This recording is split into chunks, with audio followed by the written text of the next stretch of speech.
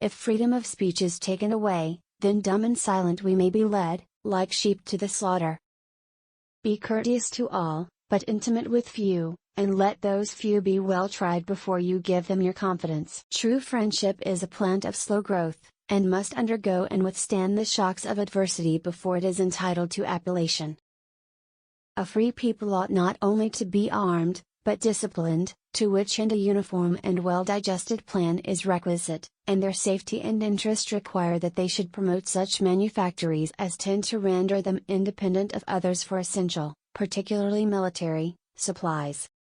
I hope I shall possess firmness and virtue enough to maintain what I consider the most enviable of all titles, the character of an honest man.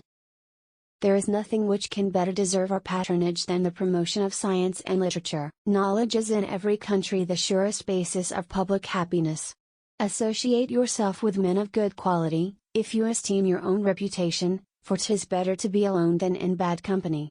Let us therefore animate and encourage each other, and show the whole world that a freeman, contending for liberty on his own ground, is superior to any slavish mercenary on earth. Experience teaches us that it is much easier to prevent an enemy from posting themselves than it is to dislodge them after they have got possession.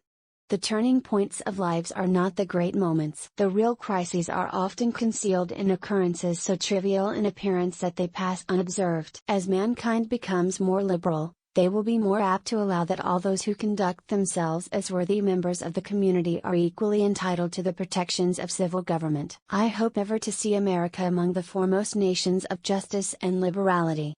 If we desire to avoid insult, we must be able to repel it. If we desire to secure peace, one of the most powerful instruments of our rising prosperity, it must be known that we are at all times ready for war. Citizens by birth or choice of a common country, that country has a right to concentrate your affections.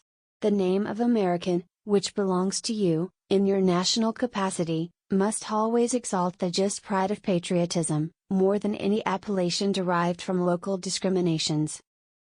We should not look back unless it is to derive useful lessons from past errors, and for the purpose of profiting by dearly bought experience. The common and continual mischiefs, of the spirit of party are sufficient to make it the interest and the duty of a wise people to discourage and restrain it.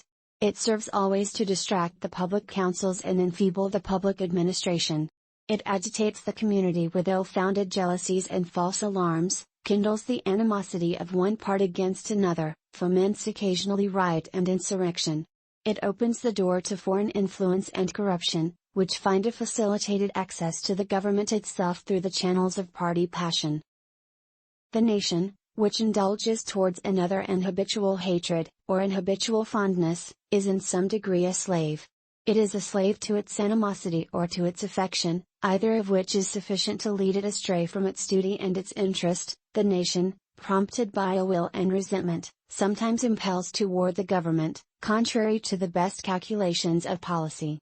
The government sometimes participates in the national propensity, and adopts through passion what reason would reject. At other times, it makes the animosity of the nation subservient to projects of hostility instigated by pride, ambition, and other sinister and pernicious motives. The peace often, sometimes perhaps the liberty, of nations has been the victim.